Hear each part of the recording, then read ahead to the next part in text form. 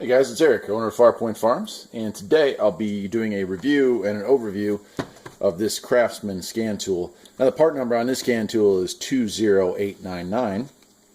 Well, when I open it up, you will see it's just a rebranded Innova scan tool, which is I think the 3140.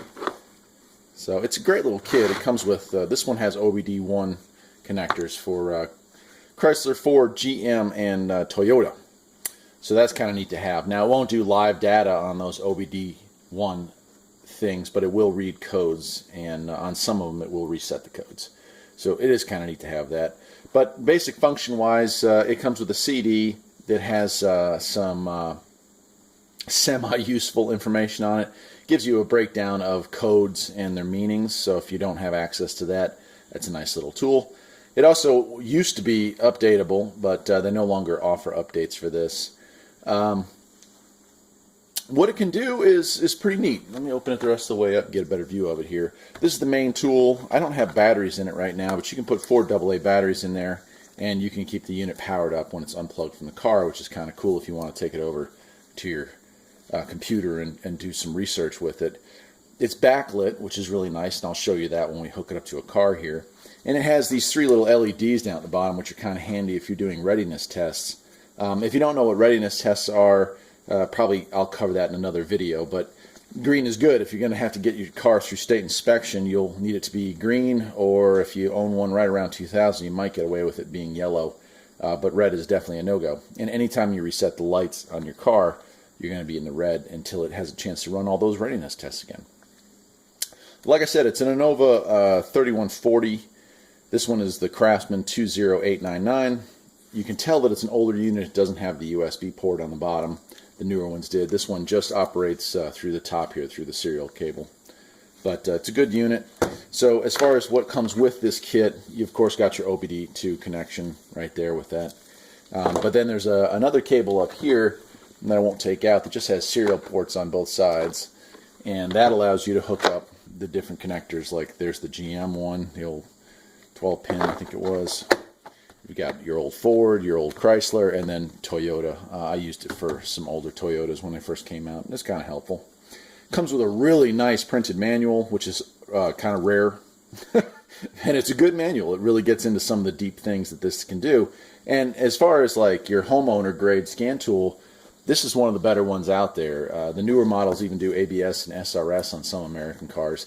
But you know, there are basic code readers which just read codes. This one actually does do live data, freeze frames, stuff like that. So it is a pretty nice little unit. If you're looking for something in the $100 to $150 range, you could probably get them cheaper than that. If you don't need the OBD-I connections, you can get this with the OBD-II cable. I'm going to guess $50 on eBay right now, which is a really good price for that.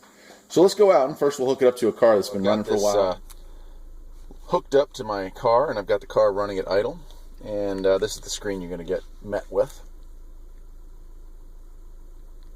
You're going to run through the normal protocols in order to find the computer that it can talk to. Once it finds that, it brings up this page. If you have codes or pending codes, they'll be listed here. You'll also have how many codes that are set over there in that corner, and then of course you have your readiness monitors here. As you can see, this one's lit up green because the car doesn't have any codes, and I haven't reset the codes in a very long time. So everything is looking good. Now some models will have more or less of these little dots lit up, depending if it has air injection, maybe it doesn't have EGR, so on and so forth. And the function buttons down here, if you wanted to reset codes, and I'll go ahead and do that just to, it'll ask me about resetting, and of course I'm going to say yes. And there it goes, it's reset. The little lights burned out on mine, but that would now be in the red. Oops. And we'll go to live data here. So here it is. This is what sets this apart from a cheaper unit. You have your live data that, you know, depending on the car, may have more or less the PIDs available, but there's your RPM, your map sensor readings, fuel trim. So that's kind of cool. You can actually record this data.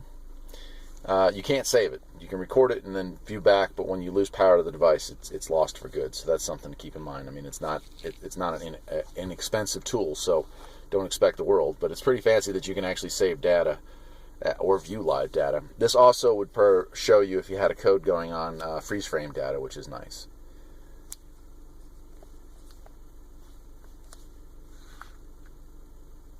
So let's go over. Now you can see those lights are blinking.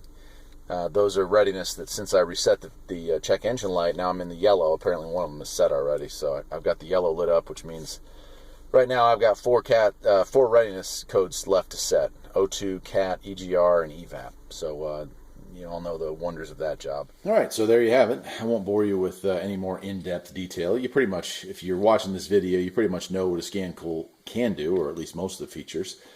The point I'm trying to make here is that the Innova / Craftsman, it'd be the Innova 3140 or Craftsman 20899.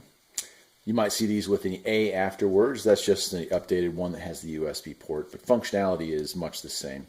They're good tools. I wouldn't pay more than $100 for a complete set like this, which I think is probably what they go for.